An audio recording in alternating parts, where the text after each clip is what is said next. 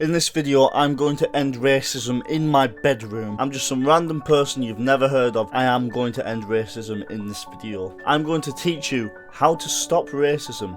I'm going to teach you how to see acceptance.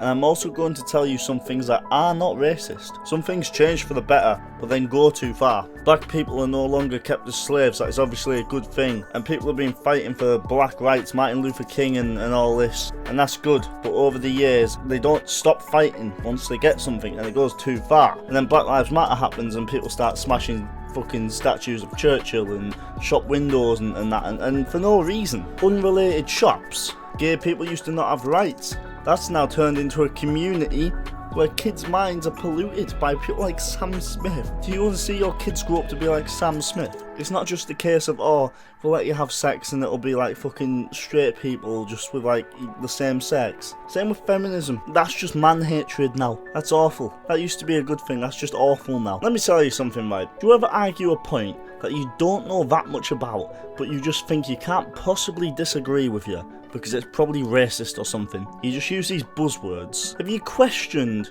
if maybe you could actually argue against your point? There's people who disagree with you, but you think you can't possibly disagree with your point. Let me explain. I watch football matches, and do you know what, right?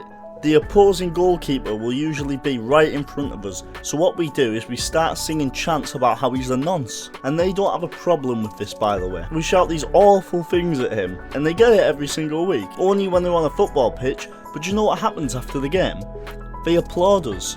The goalkeeper applauds us, and if they're close enough to us, they will actually shake some of our hands and we'll wish them the best for the rest of the season. Makes it fun. Now, if this goalkeeper had a known history of being falsely accused of being a nonce, that would be fucked up to shout that. But instead, I know many goalkeepers who tweet out about it being just a joke, and they love the banter. So while saying someone is a nonce is apparently okay, I've seen some football fans from different countries, they'll play against England or something, and then they'll chant what England say are racist chants. But I think everyone who claims it's racist is usually a bit clueless. So maybe they'll shout something about their black skin. But if they were to shout something about, I don't know, the size of someone's nose or the shape of their ears, it would be okay. See, you got to question, have they got the same history with racism that a country like ours does? Did they keep black people as slaves? Or are you just using your values against another country? Are they simply trying to get into the heads of another goalkeeper like the English fans do?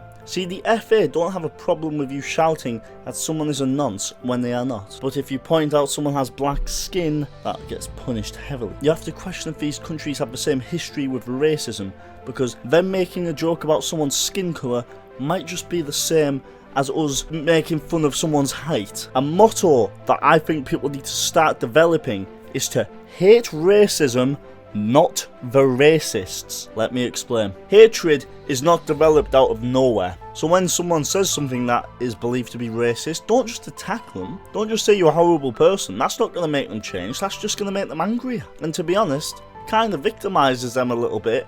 People might end up, secretly in their head, might kind of be like, oh, I don't like how everyone's turned on him. What needs to be done is they need to be educated. Hatred is not developed out of nowhere. Everyone's lived a different life. See, some people might not like English people because of what they've seen, because of what their values are, and you know what, I respect that. If someone said, I don't like you because you're English, I'd have a chat with them. I wouldn't be like, fuck you, that's horrible, that's discrimination. Like, no, let's have a chat. Someone says that they don't like someone because they're black, they don't like someone because they're African. Okay, you didn't just click your fingers out of nowhere and started hating this certain group of people. This hatred has been developed over time. There is a reason.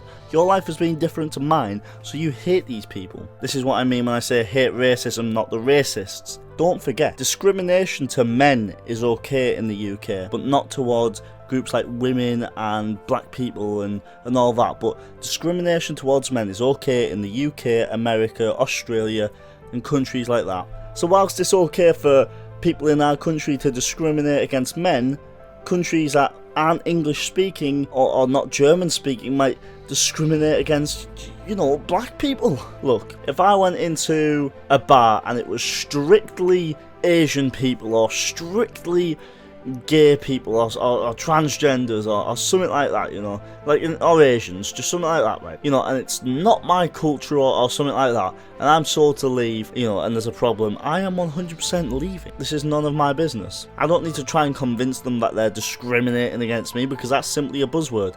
This is none of my business. I need to leave. Also, I don't like, and I'm sure a lot of other people don't like, privileged people telling us what to do. I don't want to get told by some squeaky clean millionaire, billionaire, what to do, what's right and wrong. Telling me what I've done right and wrong off you is not going to make me feel good. Do you know who I'm more likely to listen to? Someone who earns about £20,000 a year, maybe. Someone who knows life, knows how tough it is. I'm going to listen to some fucking cunt. Not someone who's always smiling in front of the cameras and only angry when there's issues that are the fucking hot button ones. Like Manchester City, right?